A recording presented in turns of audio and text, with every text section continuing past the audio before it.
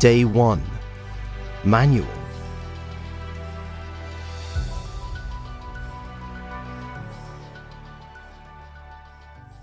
The garage door rattled open, ratcheting across the ceiling, letting the mid-morning sun race across the floor and up the pile of boxes and dust motes that hadn't been seen by anyone for years. Maybe decades, thought Mike. Jesus. Don't start, Mike, said Emily. She knew her dad had been problematic, but when Mike complained about him, that was out of line. She'd spent years defending behaviour that she knew was wrong, because no one else had the right to blame her dad. Now he was gone, but that wasn't going to change. What? Protested Mike. Just don't, all right? This is obviously going to take ages, so can we not slow things down by having an argument beforehand?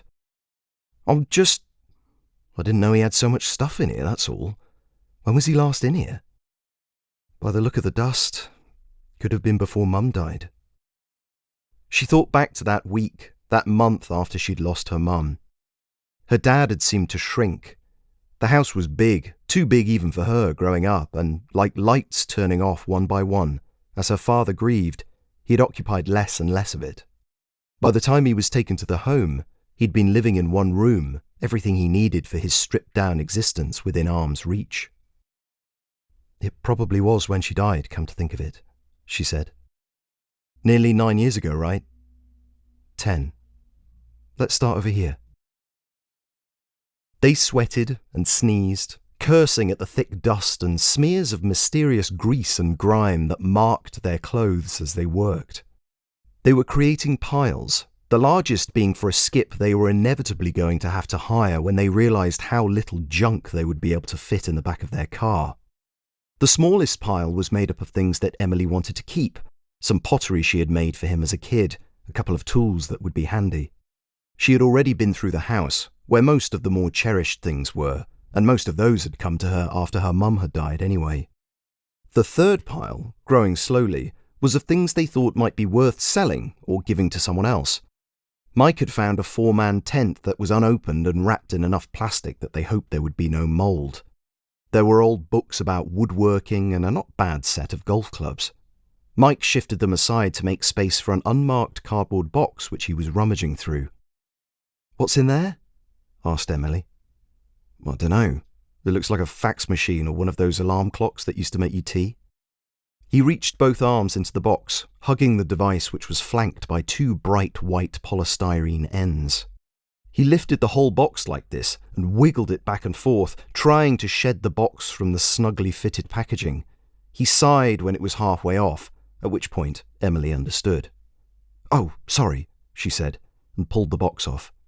"Yeah, thanks." As Mike held it aloft, Emily pulled off the polystyrene ends with a squeak. He put it gently on the ground, and they studied the aged plastic case in yellowing white and 70s brown. It sort of resembled a chunky microwave, with a cavity opening at the front, but with no door. There were a series of unmarked buttons on the front right side and ribbed metal grilling along its edges. "What is it?" Emily asked. In answer, Mike looked inside the cardboard box and pulled out a manual, which was only a single piece of paper folded in half. He turned it over, this way and that. "It's only in Japanese." Emily snatched it away and turned it in all the same directions. "See?"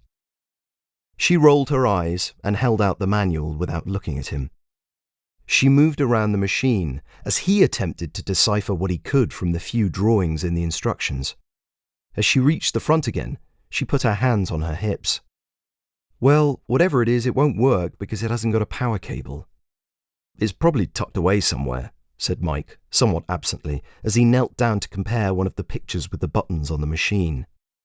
He pressed a rocker switch at the top, and there was a hum and a glow from inside the cavity, warm electric red.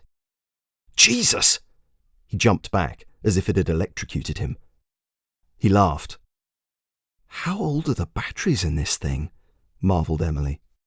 She looked over the whole device, pressed every panel, ran her fingernail along every join, top to bottom, and could find no power source, no cable or battery compartment whatsoever.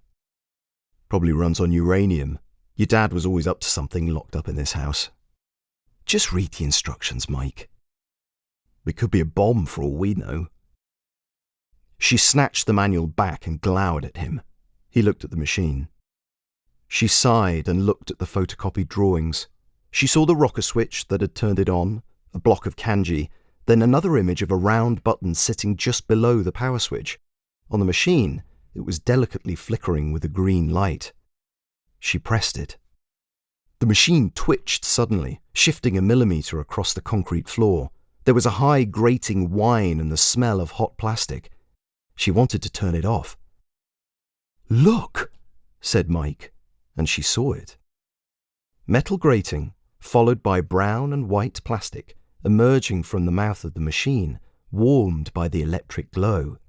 The machine had made a miniature version of itself.